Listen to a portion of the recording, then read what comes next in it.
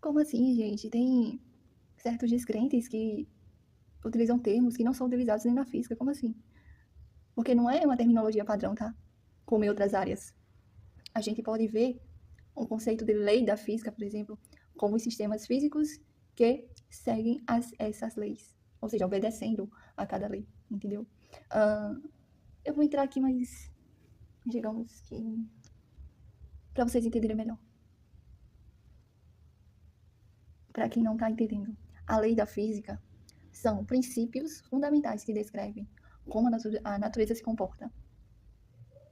Exemplo, a lei da gravidade de Newton, que afirma que dois corpos se atraem com uma força que é proporcional ao produto de suas massas e inversamente proporcional ao quadrado da distância entre eles.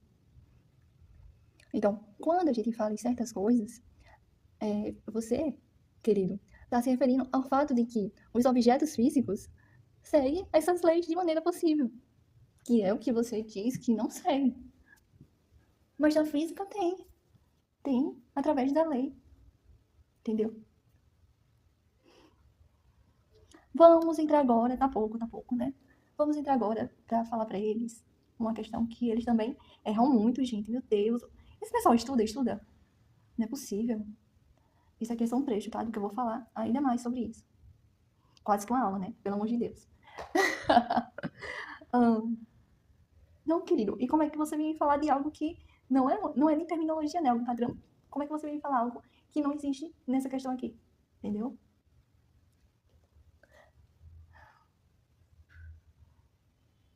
Por quê? Um sistema físico, como até um carro em movimento, ou um pêndulo, ele obedece às leis da mecânica. Por exemplo, a movimentação de um pêndulo pode ser descrita pelas leis do movimento de Newton e as equações diferenciais que governam seu comportamento. Ou seja, essa obediência no sistema físico permite que os cientistas façam essas previsões sobre o comportamento dos sistemas físicos sob diferentes condições. Ou seja, é fato que a obediência às leis físicas é frequentemente confirmada por experimentos e observações. Se um experimento mostrar que o fenômeno físico não se comporta conforme o esperado, isso pode levar a novas teorias ou ajustes nas que têm existentes. Ajuste nas que existem, né? Perdão. A repetição e a verificação são fundamentais na ciência. E como você está questionando se uma lei não é obedecida? Se uma lei não é obedecida em várias condições experimentais, isso pode indicar que a lei precisa ser revisada. Isso é algo que, tipo, é o básico, entendeu? Cara, uma pessoa quer discutir isso comigo, pelo amor de Deus. Então, embora os sistemas físicos geralmente obedeçam às leis conhecidas, há casos em que isso não acontece. Como. Deixa eu pensar aqui. Porque, óbvio, veio me falar sobre. Olha, tem uma pessoa que veio me falar aqui sobre outras coisas que eu não acatei, tá? E eu tô fazendo esse vídeo aqui por fora para dar a ela um pouco da inteligência, porque isso é o básico, praticamente. Se a pessoa não entender isso, ela não entende nada das outras coisas que eu vou entrar para me aprofundar ainda mais, entendeu? Que já era para conhecer. Então, há casos em que isso não acontece, porque existem algumas limitações e exceções, tá? Como em alguma situação extrema, por exemplo, perto de um buraco negro ou em escala quântica. Aqui, nessa situação, as regras podem mudar, sim, ou novas teorias precisam ser aplicadas. Como é que você diz que não que existe, mas que não é para obedecer a uma lei, entendeu? Sendo que a física te diz o contrário do que tu acredita, entendeu? Portanto, na física, a gente realmente, quando eu estou falando isso, a gente se refere à forma como os fenômenos naturais seguem as leis físicas estabelecidas. Mas não é só aqui, entendeu? Isso é em N coisas. Se você for entrar em outro assunto, vai explicar diretamente para a física, particularmente, entendeu? Vai ir direto para a física. Peraí que eu vou dizer que entra assim diretamente aqui. Peraí que eu vou falar. Então, isso Essa lei é o que permite aos cientistas entenderem melhor e preverem o comportamento do mundo ao nosso redor. Então, não tem nada de diferente e distante do que você tenta me provar que, ou dizer, né, que de alguma forma eu estou errada. Não tem como, entendeu? Só se fosse uma loucura eu dizer que. Então, eu tenho sim como falar isso para você. Eu não vou citar quem. Então, quando a gente vai entrar pra física, perdão, tô até confundindo aqui as coisas. Quando a gente vai entrar na biologia, né, que pode ser, a gente pode entender em partes, né, e em termos de como os organismos vivos seguem princípios físicos em seus processos biológicos. Você disse que eu não conseguiria falar sobre isso. O corpo humano, eu vou entrar na questão de corpo humano. Pelo menos eu acredito que você não faltou essa aula, querido, tá? Eu acredito que muita gente não faltou essa aula. Pode perguntar ao seu professor e mostrar até meu vídeo ao seu professor e a quem você quiser. Bom, o corpo humano e outros organismos é um sistema físico completo. Eu acho que deu para entender, né? O corpo humano é um sistema físico completo, tá? Junto com os outros organismos. É uma coisa só, né? E é complexo. A biomecânica, que eu vou explicar, né? Porque muita gente não sabe nem o que se explicar, não sabe nem o que é um corpo, eu tenho que explicar parte por parte, sabe? Tem ser humano que é assim. Infelizmente, a capacidade mental é muito mínima. Então, eu vou explicar o que é biomecânica. Biomecânica é um estudo da maneira de como os seres vivos se adaptam às leis da mecânica quando realiza, tipo, algum movimento. Entendeu? É o que, como posso falar? É onde atua a questão das forças sobre os corpos vivos. Espero que tenha entendido. Eu preciso dar exemplo aqui, pelo amor de Deus.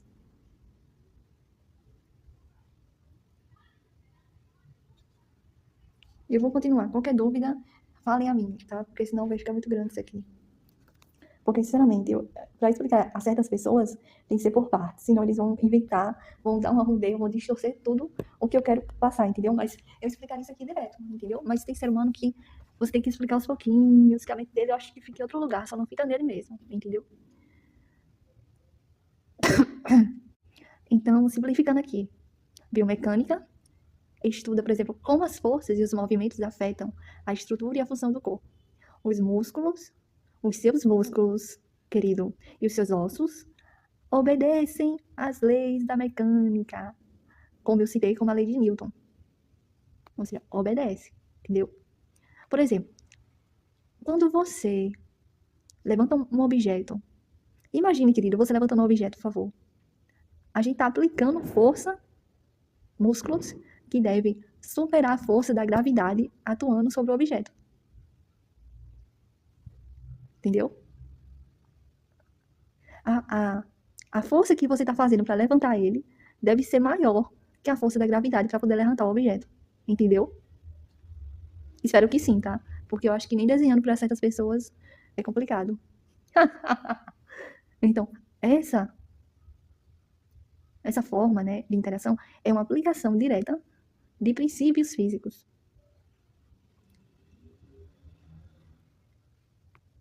Isso aqui que eu falei são alguns dos princípios físicos, né, na biologia de um corpo humano. Então, a biologia também obedece às leis da termodinâmica,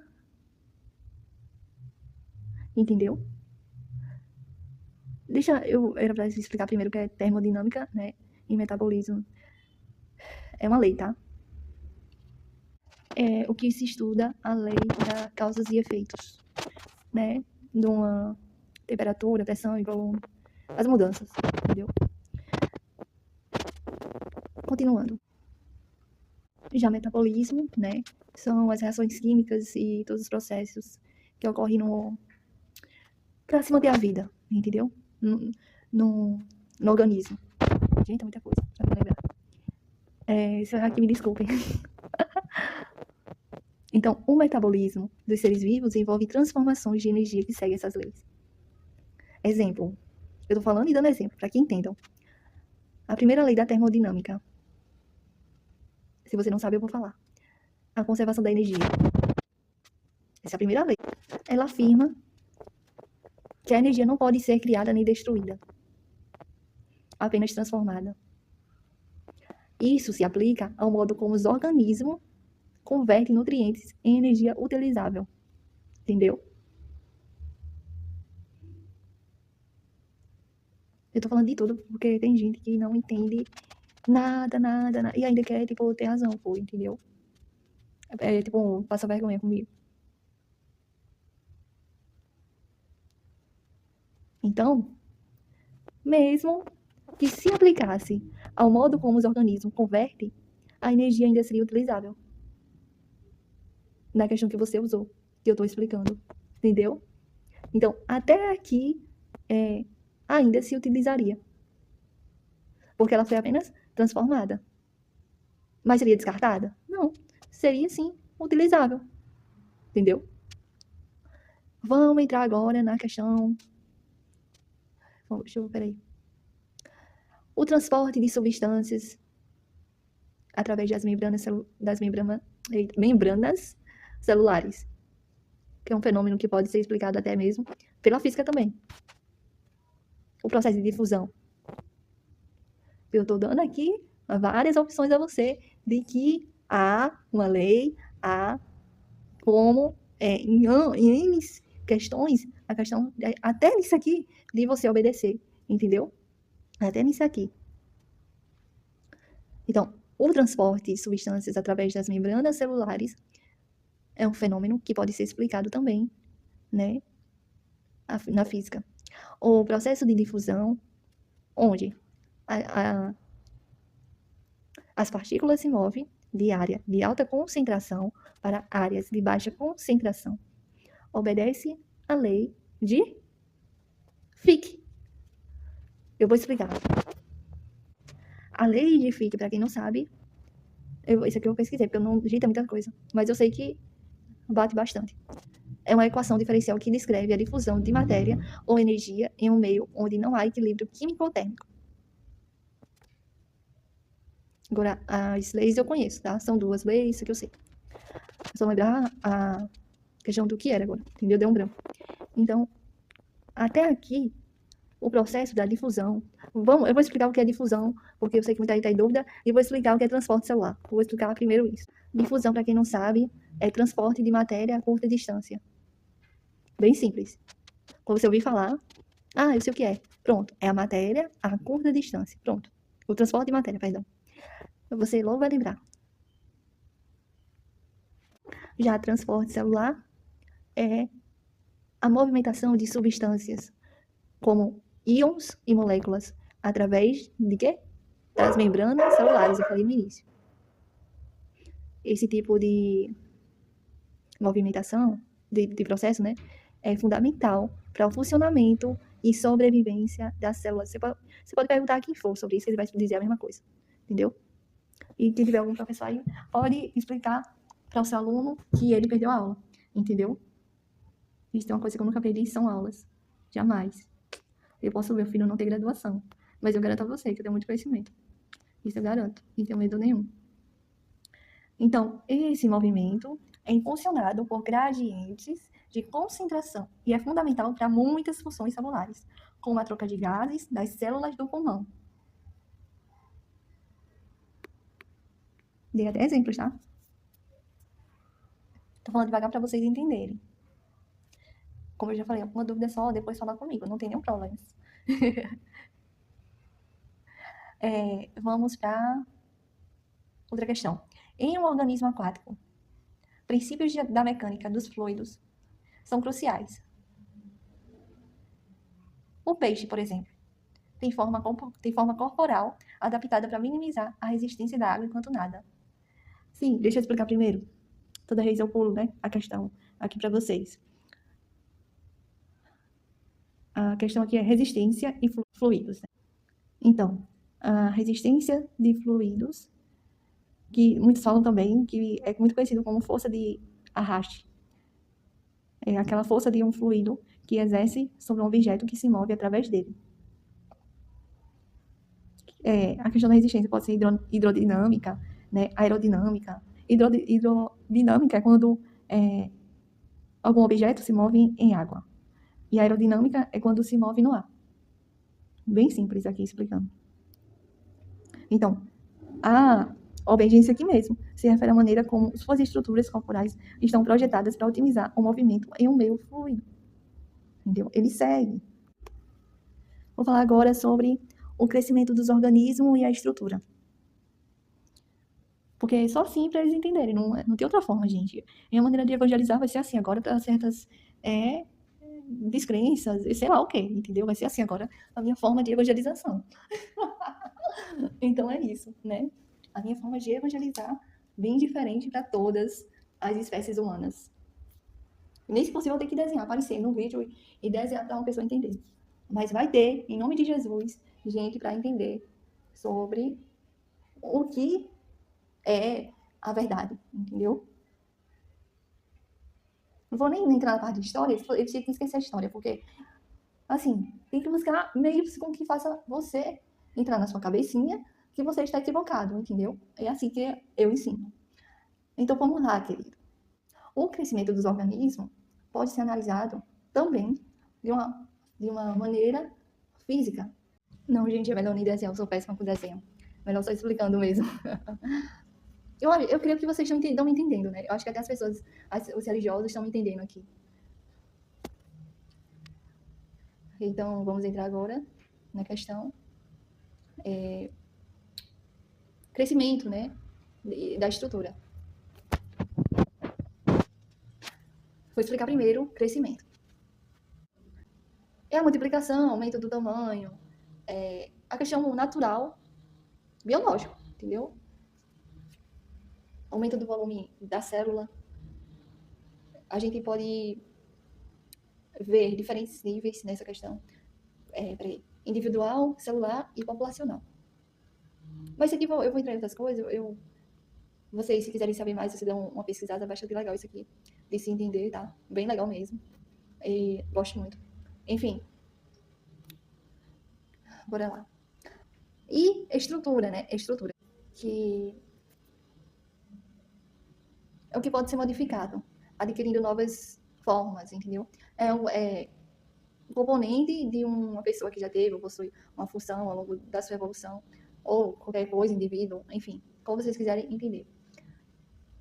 Então, cada nível que possui, nele é composto pelas unidades do nível anterior, com maior complexidade organizacional, né?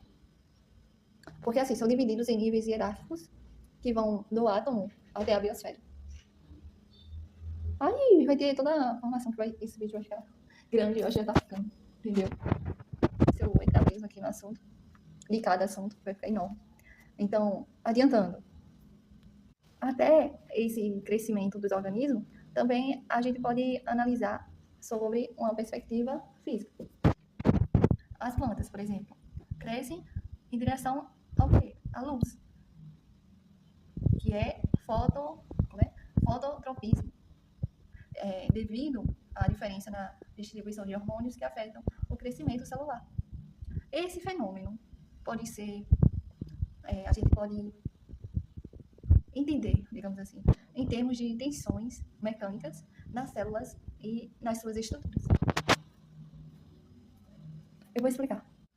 Fototropismo, para quem não entendeu, é aquele movimento de curvatura da planta que elas fazem.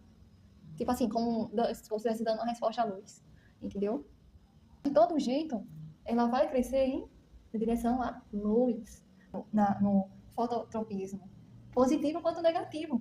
Independentemente se você colocar a planta, mesmo com a raiz assim, ela vai crescer de qualquer forma. Entendeu? Para a luz.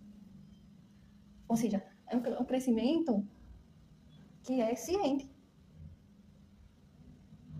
É orientado. Entendeu? É algo que a gente tá vendo ali, entendeu?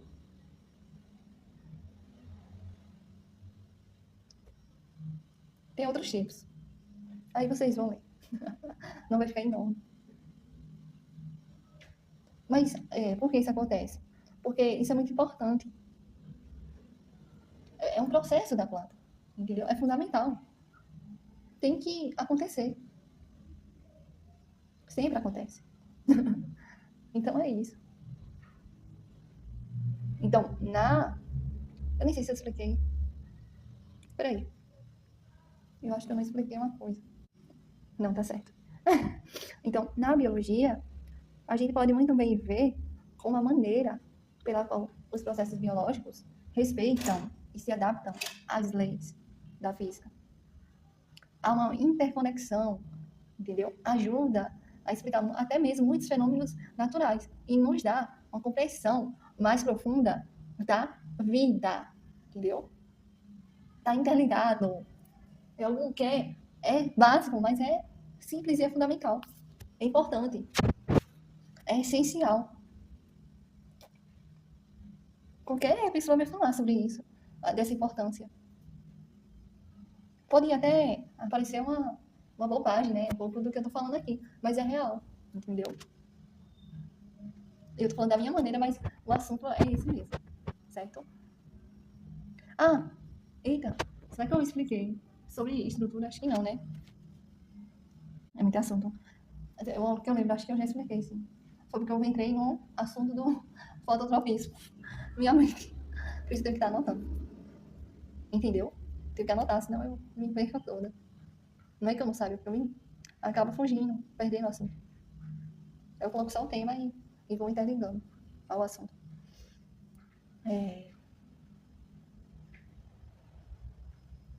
Então, os dois campos focam bastante, entendeu? Nessa ideia.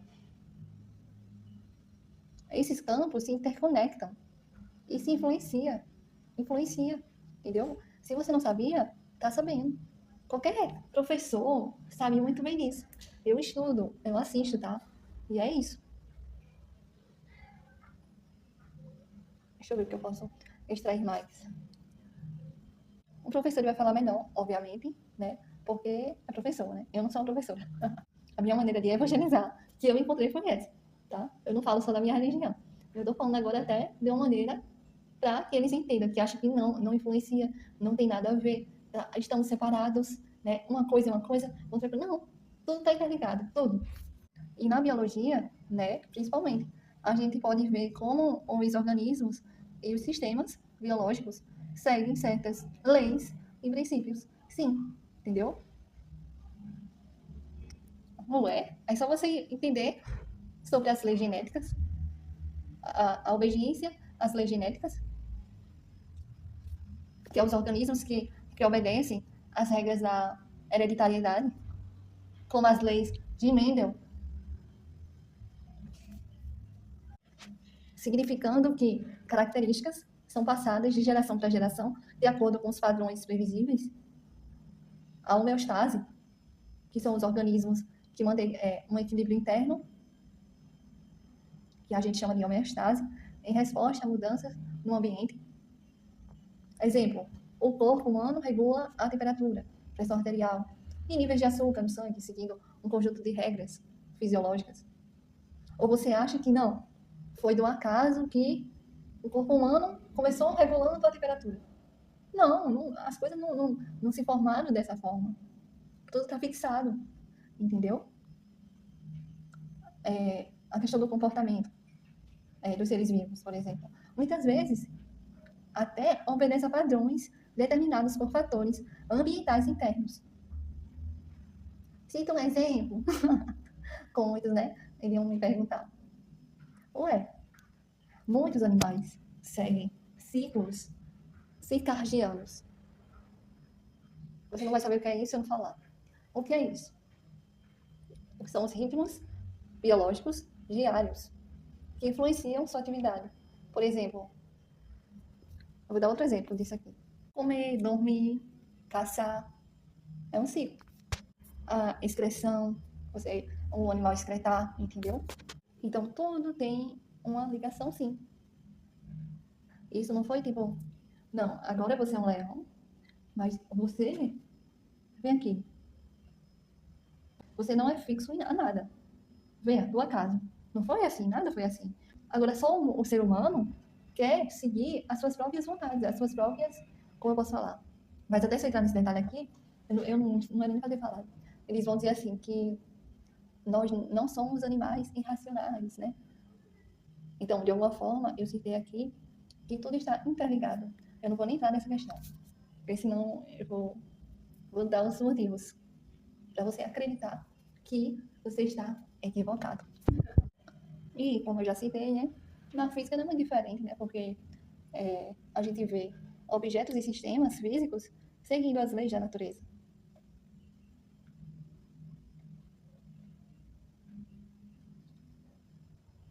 Eu vou entrar agora no assunto de lei do movimento. Eu vou explicar. Porque também tem muita gente que não sabe o que é. Eu acho que ou não explicaram, ou ninguém sabe o que é, eu vou explicar. Que são leis da inércia, princípio fundamental da dinâmica e lei da ação e reação. Se ninguém nunca explicou, essas leis, elas determinam a dinâmica do nosso movimento corporal. Dos corpos, né? Eu falo corporal porque eu já entrei na biologia aqui. Dos corpos. Mas até podemos falar que sim, também segue, sabe?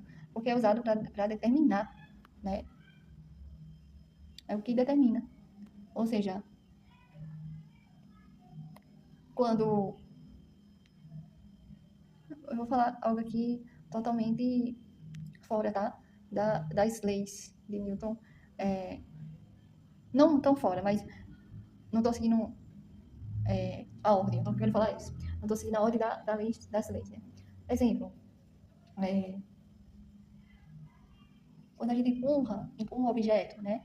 Lei é lei, entendeu? Quando você faz força sobre algo, é lei. Um chute, uma jogada de bola, lei também é lei, entendeu? Tudo isso. Se eu me equivoquei, tá? Vocês podem falar. Aqui é só um exemplo do que é a lei do movimento. Não sou uma professora, não, mas eu tô falando o pouco que eu aprendi. E tem coisas que a gente não esquece. Então, um objeto em movimento continua em movimento. A menos que uma força externa atue sobre ele, como eu falei, né? Da primeira lei de Newton. Isso é observado em todos os tipos de movimentos, desde uma bola rolando até planetas orbitando. Princípios da termodinâmica. A energia não pode ser criada nem destruída. Primeira lei da termodinâmica. Por quê? Isso é crucial para entender reações químicas e processos biológicos que envolvem energia. Mas eu quero deixar claro que pode sim ser modificada e transferida de um objeto a outro, entendeu? Interações entre forças. Deixa eu explicar melhor. Essas interações podem ser fundamentais, que são gravidade, eletromagnetismo, a força forte, a força fraca, interação intermolecular, que são a forma de moléculas, né, ter uma interação entre elas. Perdão, entre si. Perdão. As leis da gravitação e eletromagnetismo descrevem como os objetos se atraem ou se repelem. Esses princípios explicam desde a queda de uma maçã até o funcionamento de dispositivos eletrônicos. Isso é fascinante. Eu vou falar algumas formas, como elas estão interligadas, né? Entre uma na outra. Biomecânica. Começando pela biomecânica, né? Que estuda como as forças atuam sobre os corpos dos organismos durante o movimento. Exemplo, ao caminhar, correr, os músculos e articulações obedecem às leis da mecânica para gerar um movimento eficiente. A biofísica, que aplica princípios físicos para entender processos biológicos em nível molecular, como a estrutura das proteínas ou a dinâmica das membranas celulares. A ecologia e dinâmica populacional, modelos matemáticos que descrevem interações entre populações de diferentes espécies podendo ser até, né, como posso falar, digamos assim, que é aprimorado, né? Se essa é a palavra que eu queria dizer. Em princípios físicos, tá? Como, tipo, modelos de difusão, crescimento logístico. Então, no que eu já falei, aqui refere-se à forma como os sistemas vivos e não vivos seguem regras e princípios naturais. Essa interconexão é fundamental, tá? Para todos nós entendermos tanto o funcionamento até do universo, quanto a complexidade da vida. Então, são coisas que um entra no outro, entendeu? É porque se eu for falar tudo do que eu sei, não passaria horas aqui falando, entendeu? Porque eu gosto de conversar mais com quem entende, né? Porque aí eu vou levando a pessoa, eu chego ao que ela quer, entendeu? Agora, enxergar a luz de um filósofo que a visão dele é totalmente crítica, é só crítica, né? Sobre a moralidade convencional e as normas sociais, é você, tipo, como eu posso dizer, está indo contra tudo isso, entendeu? Porque é algo que, tipo, é contraditório você acreditar no... É por isso que eu digo assim, ou você acredita na filosofia desses homens, ou você acredita na física, na biologia, no que mais você quiser, porque não dá para acreditar nas duas coisas, porque é totalmente contraditório, entendeu? Porque ele critica, basicamente. Ele faz crítica. Até de coisas que, tipo, é moral, pô, entendeu? É algo que é base, é uma base. Como posso falar? São princípios, né? É a honestidade, é a questão de ter qualidade, do bem. Então, ele bate com isso o tempo todo. Então, é algo que vocês se decidam assim nessa questão, porque não dá. Eu não teria como ser, porque nunca na minha vida. Porque, assim, ou eu seria física, né? Uma física, mas totalmente honesta, contra. E não iria nunca ler esses filósofos, porque eles são contraditórios do tempo todo, ou eu seria a favor deles, entendeu? Ou eu seria a favor deles, ou da física, da ciência, o que você quiser, entendeu? Porque não dá pra, tipo, eu acreditar neles sem ver uma certa contradição quando a gente vai partir para física, biologia, ciência. Há muita contrariedade, entendeu? Porque ele usa de muita crítica. E sim, eu leio, tá?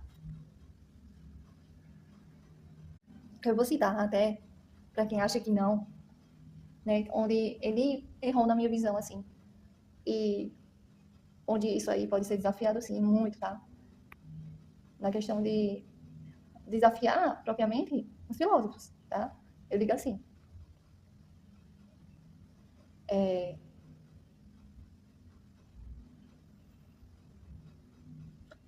Eu vou explicar sobre Nietzsche, que é o que não sai da boca dessas pessoas, né?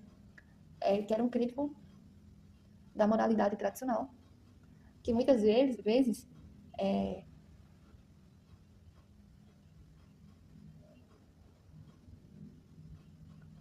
ele acreditava que a moralidade era uma forma de moralidade de escravo, a ideia do cara, que inibia a verdadeira expressão do potencial humano, digamos assim, né? Como ele era crítico da moralidade tradicional, que muitas vezes se valoriza a obediência e a submissão, né? Ele tinha essa questão de ver que era algo que você vivia essa escravidão, enfim, moralidade de escravidão, de escravo. No entanto, para mim é o contrário, tá? Para mim, já que já é o contrário, já que aqui já é um ponto na minha visão. Porque aqui ele afirmava isso, né? Eu digo que a imoralidade é de escravo, entendeu? Imoralidade. Porque quando você parte para a imoralidade, você se torna escravo das suas consequências, entendeu? Porque a consciência vai pesar, entendeu? Não vou entrar nessa questão não, porque também muita gente não acredita nisso, né? Tô falando aqui por mim. Ignore o que eu disse. Então, no entanto, algumas dessas pessoas dizem que certas situações é o que realmente inibe, né? Da pessoa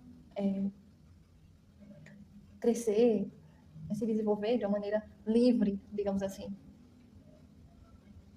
É o que oculta a pessoa, digamos. E, para mim, muitos, a questão da ética falar da ética é necessária para o bem-estar social. Por quê? Porque a ética ajuda a construir confiança, é, ajuda a você aprender a ver além das suas próprias perspectivas e respeitar as opiniões e necessidades dos outros. É uma forma de entender e até dar sentido, o sentido à sua vida, ou no geral da vida humana, e os pilares da questão do bem e do mal, entendeu? Sem ética, você não tem como discernir. Tô falando de ética, tá? Porque se a ética, o que é a ética? A ética pra mim, eu vou explicar o que é a ética pra mim. São os princípios que, digamos, aconselham, né, as ações humanas. É o que dá aquela orientação ao ser humano. É o que é definido ali, o que é certo e o que é errado. Isso aqui é certo, isso aqui é errado. Então, se isso aí, seria impossível ter a convivência. Então, ele errou muito, muito mesmo.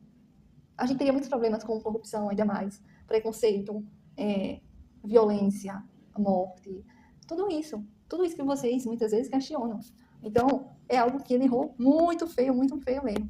Nessa questão aqui dele defender e até escrever sobre isso. Errou feio. Muito. Outra coisa, né? Só dele criticar isso aí, já perdeu muito, muito mesmo, muito. Porque todo ser humano sabe, entendeu? Eu tô falando aqui até filosofia, tá certo? Filosofia. Me aguentem, porque eu vou trazer um monte de coisa pra vocês poderem entender.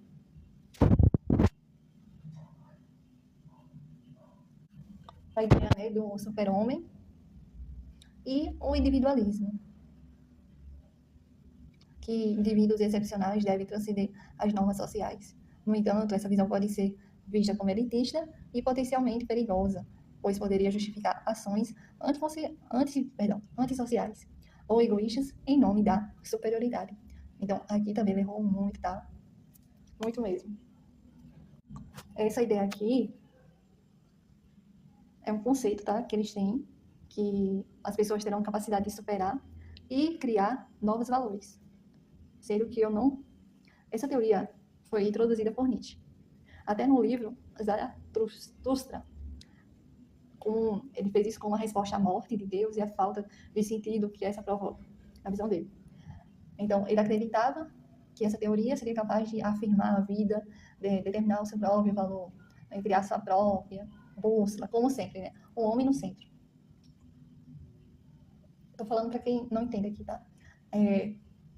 Depois vocês leem sobre esse livro, leem sobre essa teoria aqui também, muito importante.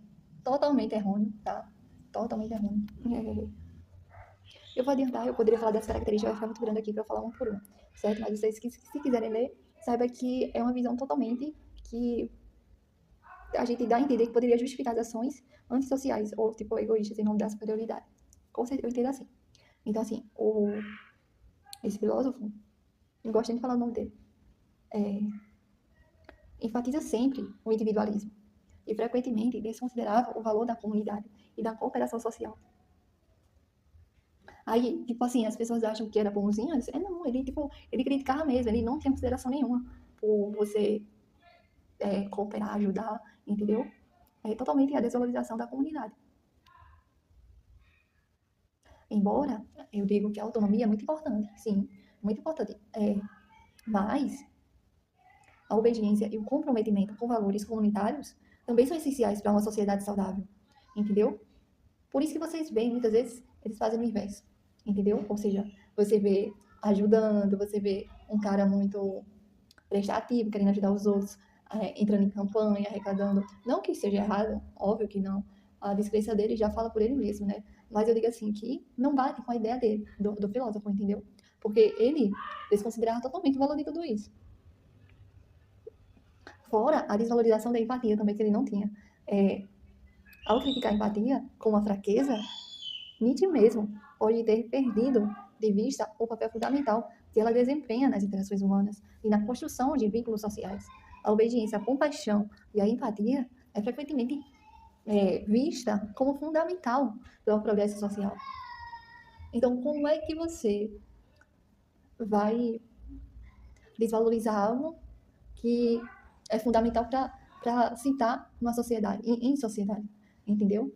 Como é que eu posso entender uma pessoa, por exemplo, se eu não tenho empatia por ela? Como é que eu vejo que aquela pessoa precisa de uma ajuda se eu não tenho a compaixão pela situação dela? Entendeu? Não faz sentido nenhum. Então, também, consequências da própria rebeldia, né? Então, assim, porque assim, ele era contra as normas opressivas na visão dele, né? Embora ele defendesse muito a rebeldia, mas somente contra as normas opressivas. Ele não ofereceu clareza sobre como lidar com as consequências dessa rebeldia. Ele não trouxe um guia, na minha visão, de como você lidar com isso, né? Já que você é um rebelde, como é que você vai lidar depois com as consequências disso? Né? Em muitos casos, por exemplo, ele desafia até normas, podendo levar a conflitos sociais ou pessoais, né? Algo que é muito significativo na vida de qualquer ser humano. Lá você encontra um estabelecimento que tem lá assim, não fume. Não. Aí você vê isso como uma pressão. Ai, achei que não é livre, isso o quê? Eu vou fumar aqui mesmo. Aí pega, vai fumar num lugar que ali tá bem escrito que não é pra fumar. Ou seja, mas isso terá consequência? Tem. O dono não vê, vai expulsar você. Aí como é que você tem que lidar com as consequências dessa rebeldia? Ele não cita, ele não mostra. Em nenhuma teoria, nenhum livro dele, você vê esse homem falar. Eu não sei se eu estou interpretando errado ou eu estou louca, mas me dá a impressão de tudo isso. Entendeu? Até mesmo essa questão de duas ideias com relação à mesma coisa que se opõem mutuamente do poder, entendeu? Ou seja, é aquela coisa de, como posso explicar para vocês? Transferir o direito de ação para outro, entendeu? Em questão de domínio e opressão. Então, isso me faz pensar que a obediência se torna até necessária para se evitar abusos de poder por aqueles que se veem como superiores. Esse cara é muito problemático em muitos contextos, assim. Ele não me faz questionar muito, não. Até porque eu entendo, assim, da filosofia e eu sei que a crença, a moralidade e a obediência são fundamentais para a sociedade. Ninguém, nenhum ser humano vive sem ver sentido, obedecer a algo, entendeu? Sem seguir princípios. E eu vejo muita crítica em relação a tudo isso, sabe? Então, eu considero mais os pontos. Eu não consigo ver muito ponto positivo, não, tá? Eu vejo mais com muitas coisas negativas, isso sim.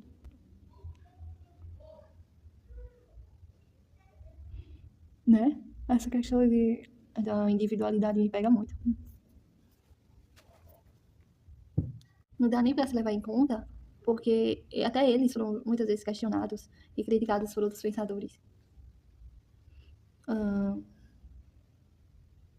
Embora até esse próprio filósofo tenha desafiado a moralidade tradicional e proposto a ideia do super-homem, sua crítica à religião foi, assim, excessivamente simplista, sabe?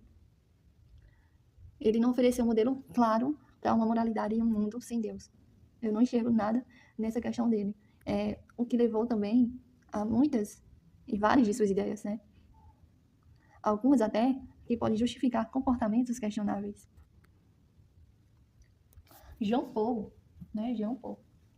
Ele defendia o existencialismo, enfatizando sempre a liberdade individual e a responsabilidade pessoal. No entanto, a sua visão de que a existência precede a essência, né, pode levar a uma falta de propósito ou sentido na vida para muita gente. Críticos até disseram que isso pode resultar em um niilismo destrutivo se não houver uma estrutura ética subjacente. Aquele tal de Karl Marx, por exemplo, ele forneceu uma crítica profunda ao capitalismo e às desigualdades. Suas previsões até sobre a inevitabilidade da revolução proletária e o colapso do capitalismo não se concretizaram da maneira que ele imaginava de forma nenhuma, entendeu? Além disso, as implementações de suas ideias em vários regimes comunistas, tá, resultaram em resultados desastrosos, foi um desastre, desandou tudo, entendeu? Acabou, ele destruiu. Bertrand Rousseau. Rousseau era um defensor do empirismo e do racionalismo, que seu ponto de vista sobre a moralidade, né, muitas vezes também foram criticadas por falta de, pelo que eu vi, questões, por falta de uma base sólida, né. O seu ceticismo em relação à religião também dá para ver com uma rejeição de aspectos importantes da experiência humana e da busca por um significado. Davi Hume, super conhecido, né, por essas pessoas aí que são da descrença, é conhecido por seu empirismo e ceticismo, especialmente, mais uma vez, em relação à religião. No entanto, sua negação da possibilidade de conhecimento metafísico foi até contestada por filósofos que ele subestimou o valor das questões, por filósofos que até disseram que ele subestimou o valor das questões existenciais e espirituais, entendeu? Ou seja, até ele foi contestado. Mas naquele tempo ali, vários eram, só que não tinha solidez nenhuma. A ideia deles não tem solidez nenhuma. É algo muito vago, muito... Eu não consigo... Eu leio e, tipo, como é que a pessoa acredita nisso aqui? Pelo amor de Deus. Eu tenho um PDF, mas, tipo, eu não sou... Assim, eu tenho base na filosofia, mas eu não sou uma pessoa, tipo, ignorante e leiga, não, tá? Pelo amor de Deus. Então, assim, Richard Dawkins é famoso por seu ativismo ateísta e critica, né, a religião. Perdão, e críticas à religião. E, assim, eu meio que faço a pergunta, qual deles não critica a religião? Entendeu? Até você rir aqui. É difícil você não ver eles criticarem, especialmente em seu livro Deus, um Delírio, tá? Esse é um dos livros dele. A sua abordagem, muitas vezes, é considerada reducionista, ou seja, desconsidera o valor cultural e social que a religião pode ter para muitas pessoas. Eu não vejo contribuição nenhuma deles, tá? Porque a única contribuição negativa que eu vejo assim, o único que ele contribuiu foi para um pensamento totalmente negativo, tá? E crítico e secular. Mas as suas ideias sempre também enfrentaram críticas ao longo do tempo, né? Até porque é impossível não criticar. Até eu. E revisões ao longo do tempo.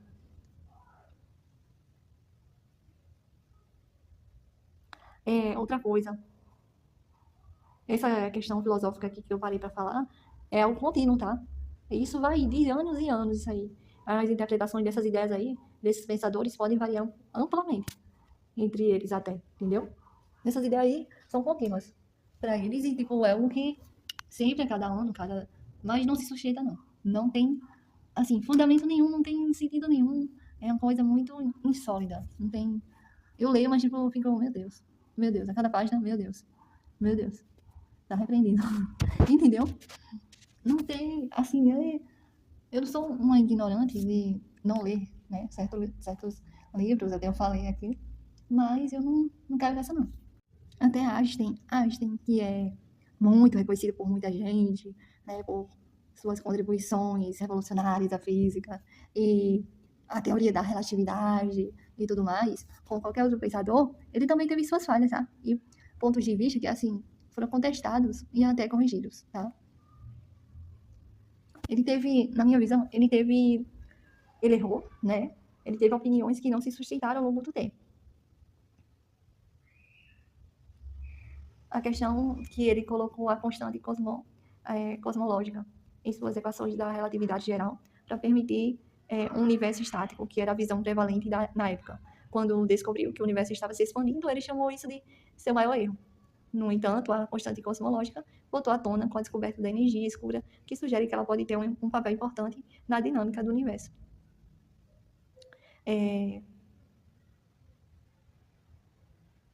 Também ele era cético em relação à mecânica quântica e na sua interpretação probabilística, acreditando que Deus não joga dados com o universo, embora ele tenha contribuído, digamos assim, né, entre aspas, para a física quântica.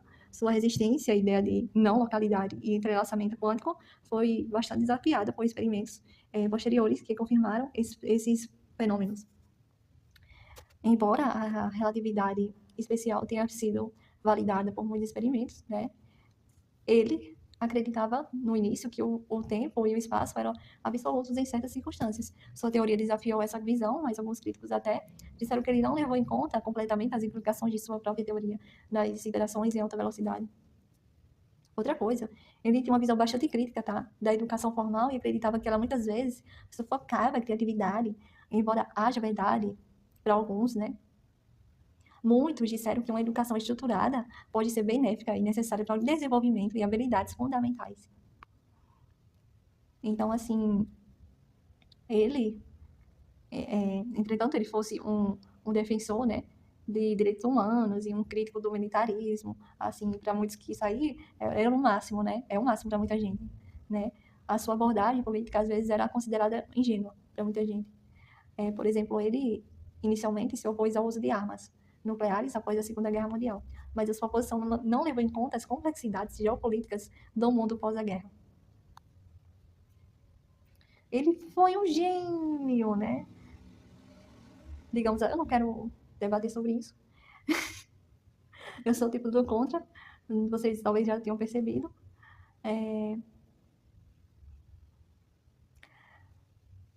Cujas as ideias mudaram a compreensão de muitos em relação ao universo, né?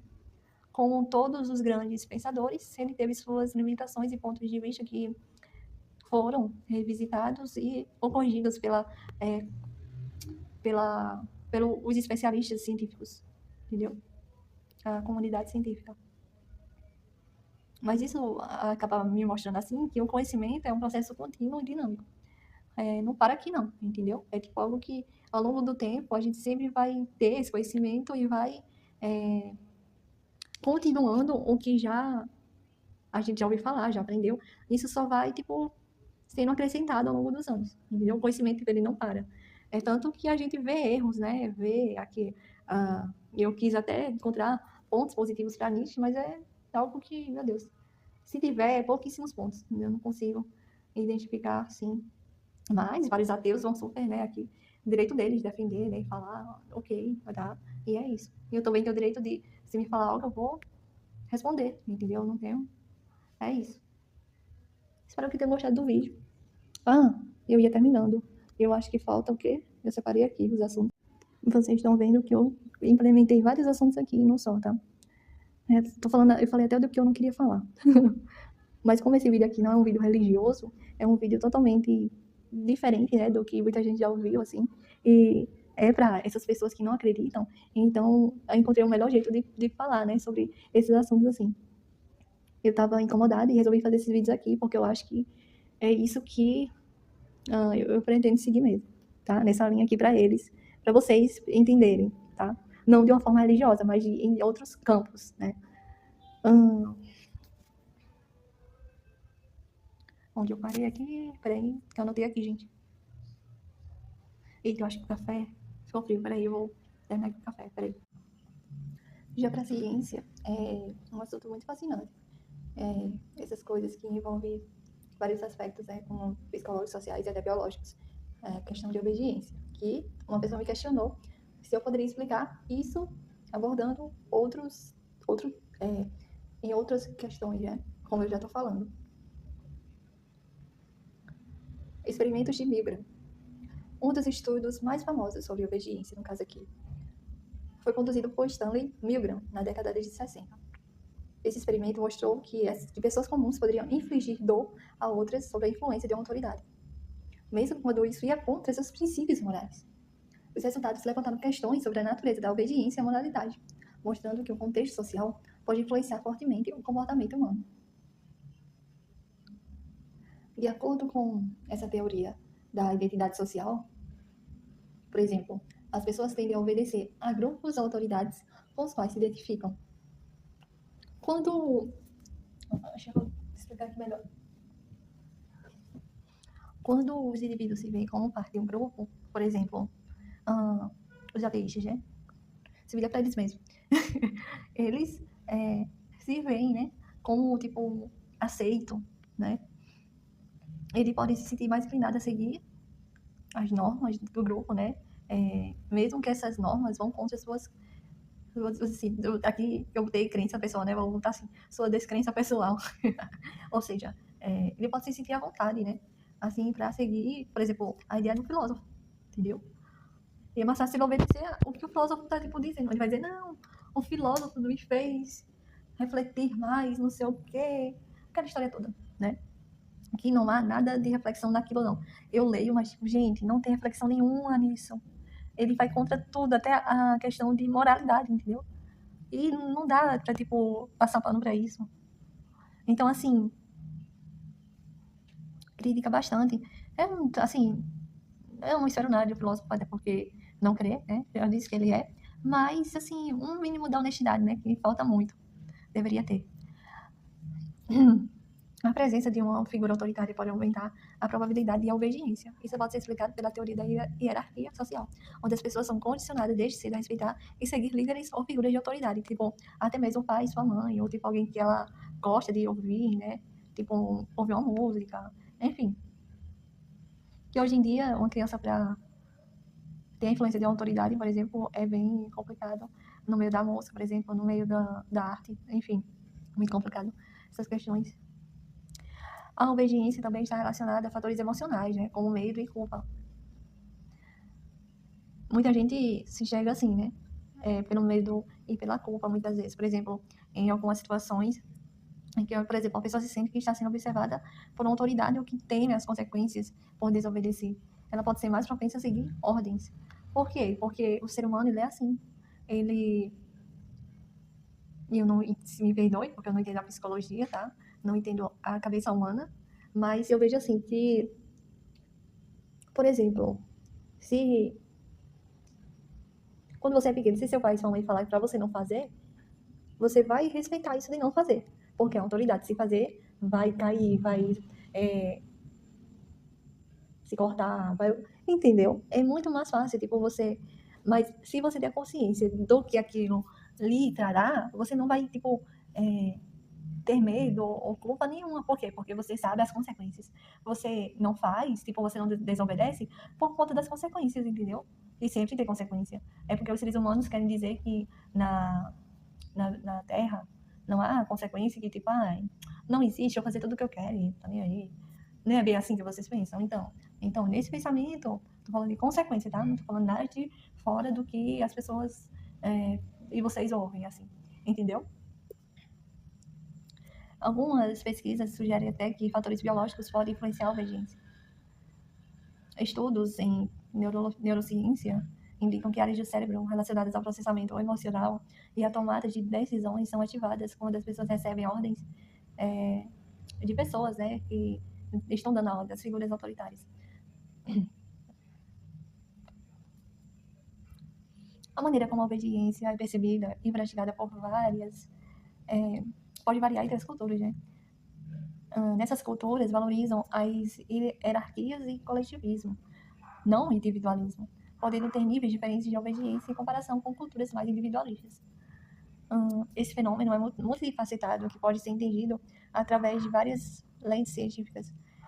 As descobertas sobre isso têm implicâncias importantes para entender comportamentos na sociedade, na educação e até militares.